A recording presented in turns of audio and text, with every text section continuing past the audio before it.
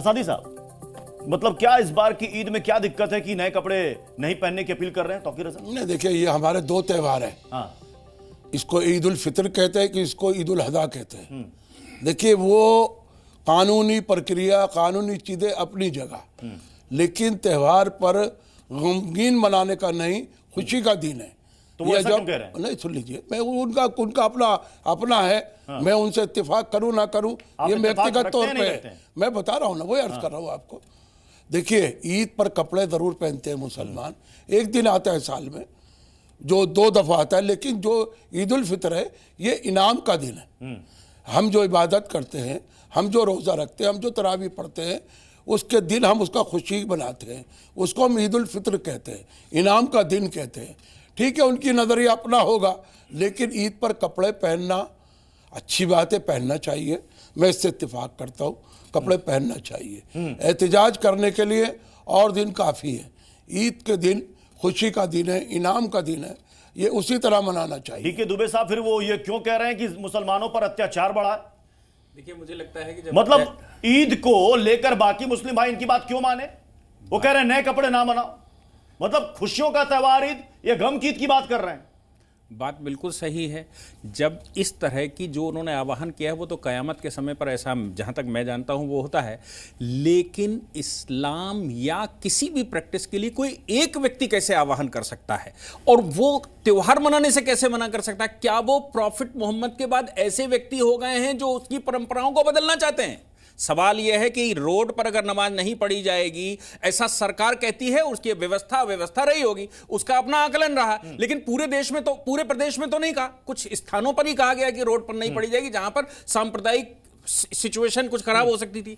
ऐसी परिस्थिति में 1500 साल से जो प्रैक्टिस चल रही है, क्या रोड पर नमाज न पढ़ने देने से वो प्रैक्टिस आज वो कह रहे हैं कि वो इस्लाम के 1500 साल में सबसे बड़े वो हो गए हैं कि वो अब इन परंपराओं को बदल देंगे? सवाल ये है। बात अच्छी कही है, लेकिन मैं एक बात कहता हूं, नवरात्र शुरू हो रहा है, बहुत अच्छे दिन है। हिंदुओं का जो है पहला दिन शुरू हो रहा है, हम स्वागत करते हैं, इस्तेमाल करते हैं, हो गया शुरू। लेकिन साथ ही साथ साल में 2 चीजें ऐसी होती है जिसमें पूरी दुनिया का मुसलमान नमाज पढ़ता है। अब इतनी बड़ी जगह पूरी दुनिया में कहीं नहीं है कि जहां सब मुसलमान आ सके। हिंदुस्तान में कोई ऐसी जगह नहीं है। तो मेरी सरकार से दरख्वास्त है, जो सड़क, जो जामा मस्जिद है, बड़ी मसाजिद है हमारी, ईदगाह है, वहां लोग पहुंच जाते हैं, उनको कहते हैं हम व्यक्तिगत तौर पर वापस कर सकते हैं। ये फैसला गलत है, इस पर विचार होना चाहिए। और जो बड़ी मसाजिद है, साल के 2 नमाजें हमारी, हम हुकूमत के फैसले का एहतराम कर रहे हैं और नमाजों में हम उनका एहतराम कर रहे हैं, नहीं पढ़ रहे तो लोगों में। लेकिन ईद और बकरीद की नमाज में क्या मसला है? सड़क पर और छत पर नमाज ना पढ़ने देना प्रशासनिक ये फैसला, क्या ये मजहबी स्वतंत्रता को छीनने की साजिश है?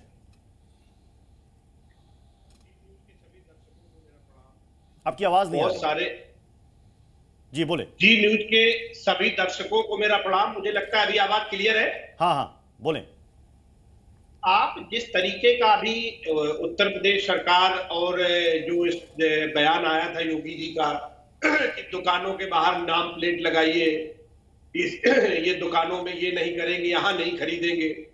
एक्चुअल क्या है कि एक बात बहुत ठीक से जो समझ में लोगों की आती है कि 24 में जब से, ये बात मैंने कई बार इस बात को कोट किया है कि जब से भारतीय जनता पार्टी 33 सीटों पे सिमटी है, उसके बाद कहीं मुद्दों पे बात ना खड़ी हो जाए, मुद्दे ना प्रभावी तौर से जनमानस में मुद्दों पे विमर्श ना खड़ा हो जाए, उसको अवॉइड करने के लिए इस तरीके के मुद्दे भारतीय जनता पार्टी समाज में ले आके विमर्श के बीच में लाने की कोशिश करती है।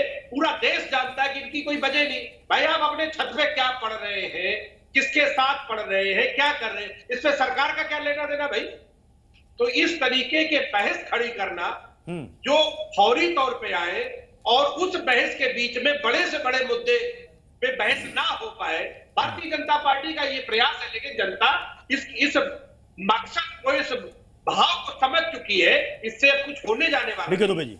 देखिए, जहां तक वो कह रहे हैं, ये कार्रवाई तो कुंभ के दौरान भी करी गई थी। कुंभ में जन सैलाब जब उमड़ा तो सरकार ने आह्वान किया ना कि कुंभ में इस समय आप रुक जाइए, ट्रेनों पर भी पाबंदियां लगाई गई। ये बात नहीं है कि सरकार क्या है, सरकार का काम है व्यवस्था को बनाए रखना। और जहां तक छत की बात आती, क्या गुम्मे छत से नहीं चलते? क्या इंटेलिजेंस की रिपोर्टें नहीं होती? क्या छत से हमले नहीं हुए? क्या अरे फिर और बात यहां पर यह है कि पूरे प्रदेश में मना नहीं किया। अगर उनको इस्लामिक नमाज पढ़ने से रोकना होता तो पूरे प्रदेश में करते।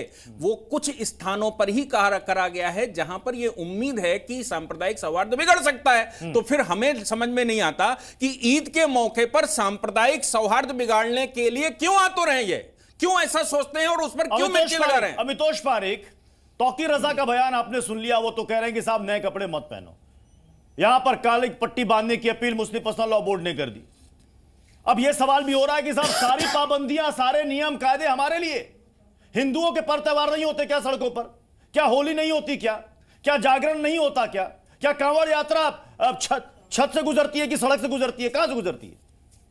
प्रत्युष जी, देखिए कितनी हैरानजनक बात है कि एक पक्ष है जब कहता है कि मीट की दुकानें बंद कर दे, जब हिंदू कहता है, अपील करता है, तो ये कहता है कि फ्रीडम ऑफ ट्रेड छीन लिया जाएगा और आप कैसे रोक सकते हैं, ये आपका अधिकार नहीं है। लेकिन एक जगह वही अपने समाज से अपील कर रहे हैं कि दुकानों से नए कपड़े मत खरीदो। तो भाई आप ही के लोग जो दुकान में नए कपड़े बेच रहे हैं, उनका फ्रीडम ऑफ ट्रेड नहीं छीन रहा, उनकी लात नहीं पड़ रही रोटी पे। दिक्कत है कि पॉलिटिकल चीज को बनाना किसी भी मुद्दे को, वो हानिकारक है। मैं बताता हूं कैसे। मीट की दुकानें बंद होगी तो दिक्कत क्यों हो जाएगी? 14 मार्च 2008 को सुप्रीम कोर्ट का आदेश था जिसमें कहा है कि आर्टिकल 19(1) और आर्टिकल 21 का वायलेशन नहीं अगर आप कुछ दिनों के लिए दुकानें बंद कर देते हैं तो। ये उसको नहीं पढ़ के आएंगे। दिक्कत है कि वक्फ के ऊपर में जब लोग इकट्ठे होंगे और काला पट्टी बांध के आएंगे, ये काला पट्टी वक्फ को प्रोटेस्ट नहीं कर रही, ये काला पट्टी प्रोटेस्ट कर रही है और रिफ्लेक्ट कर रही है कि हम आज भी उसी मानसिकता को मानते हैं जो हमें पता नहीं है पर हमें सड़कों पे उतार दिया जाता है। नहीं, गलत सोचे। ये हमारा संवैधानिक हक है। अगर काली पट्टी बट के खामोशी से हम कोई प्रदर्शन कर रहे हैं, एहतजाज कर रहे हैं, तो ये हम दायरे के अंदर कर रहे हैं कानून के। इस पर नहीं भड़किए आप। कपड़ों की बात कह दी मैंने, पहनना चाहिए। इस तरीके के बयान नमाज पढ़ने तो आपको अपने घरों में पढ़िए ना, आप मस्जिदों में पढ़िए। ये तो भारत का संविधान। आप पूजा भी अपने घरों में कर लीजिए ना, आप जागरण भी कर लीजिए, आप जागरण भी घरों में कर लीजिए ना।